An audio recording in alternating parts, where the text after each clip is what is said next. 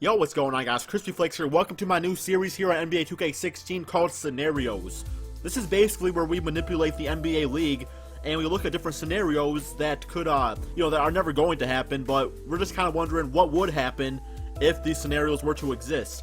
So this episode, we are going to be looking at what would happen if LeBron James went to the Philadelphia 76ers. Would he be able to save that team or at least make them not the absolute worst team of all time?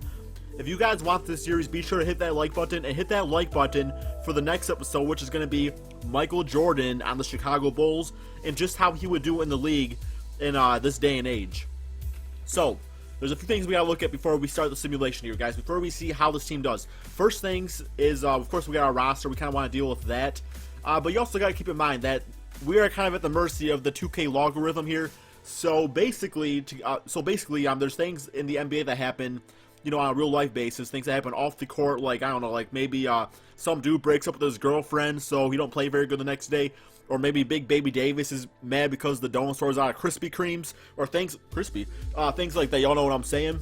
Because, you can't really put the psychological aspect, so this is more of a, in a perfect world kind of thing. I also did turn off injuries because I don't want to be at the mercy of 2K's injury system, which is kind of whack this year, to be honest. So, as you guys all see right here, we got LeBron James, number 23, 94 overall on the Philadelphia 76ers. We got the rest of the roster going. I just traded him for, like, the least rated guy.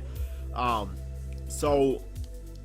was thinking about trading for Covington, but I was like, you know what? This team needs all the help they can get. Okay, we'll allow Covington to stay on the team. So maybe in future series, I'll probably trade away, like, one of the other positions or something like that. But look at the lineup here, guys, for the simulation. I'm thinking the best way to go is to put Nerlens Noel at power forward. So let's actually go to our roster here real quick and switch him up, because I want to give us the optimal chance to hopefully do well. You know what I'm saying? And imagine how crazy it would be if this team still, doesn't make playoffs or something with LeBron James. That just tells you something's going on. So we're gonna put him at power forward and secondary center. His birthday's April 10th. Okay, well, my birthday's April 9th, so that's kind of cool, I guess. So here we go. Alright, now looking at this here. Okay, we had Nerlens Noel, power forward, LeBron James, small forward, Hollis Thompson, who's actually a pretty good shooter at the shooting guard position. TJ McConnell at 84 overall. I mean, the best point guard on their team. Jahlil Okafor, Covington, Embiid. We're going to keep him around.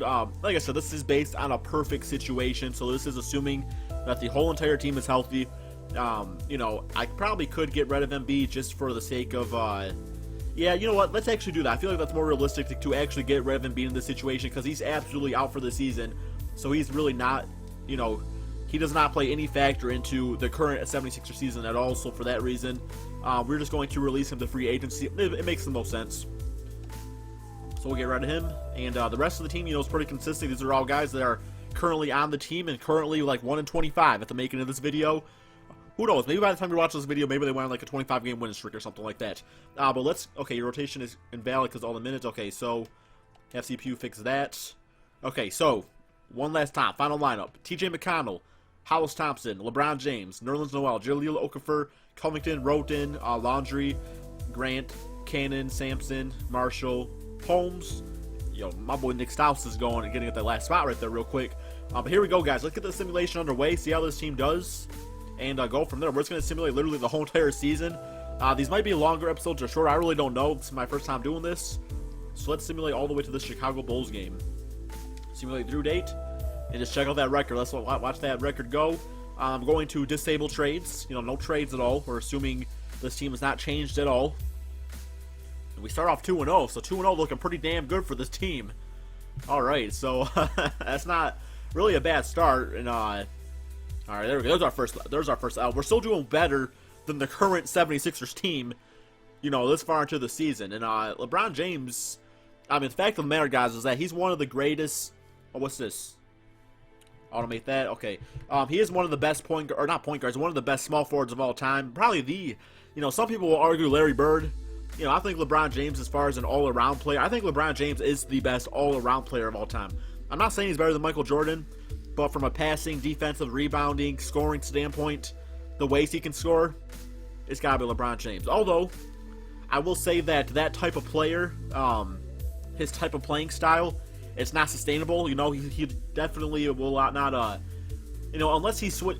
You know, LeBron James, the thing is that unless he adapts his situation, you know, he's going to be kind of like Dwayne Wade, where eventually your body just gets kind of tired. I know he's a freak athlete and all that stuff, but, you know, fact of the matter is that he plays a very crash to the basket style of play, and that's not sustainable. You know, it's not going to be like a Tim Duncan who gets by on finesse.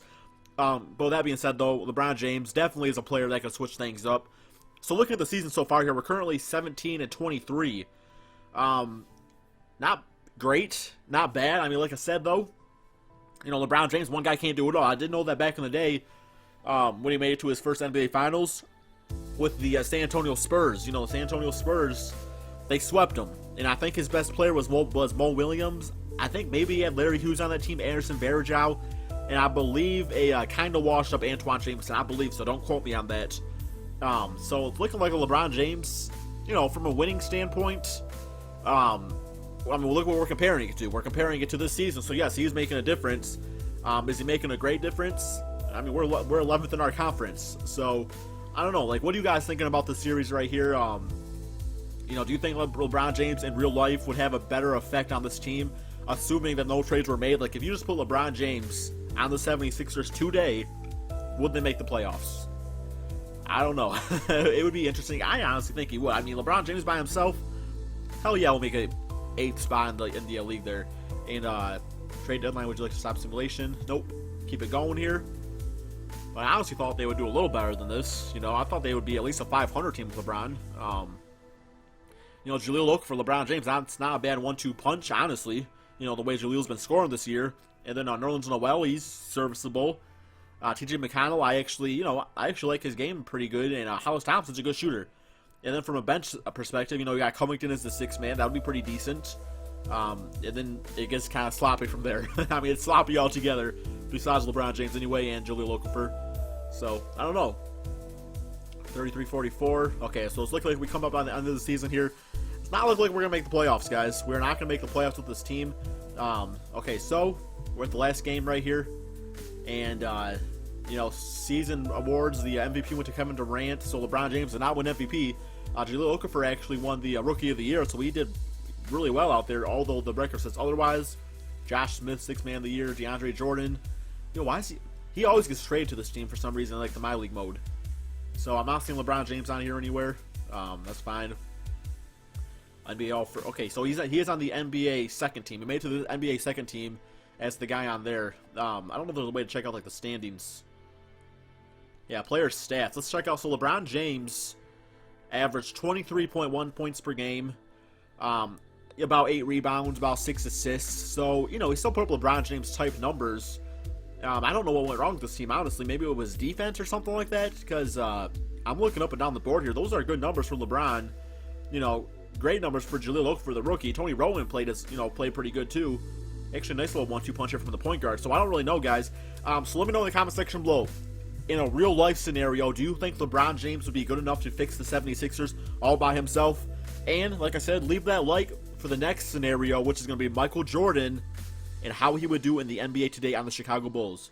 Thank you all so much for watching. Hope you enjoyed this series, and peace out, my friends.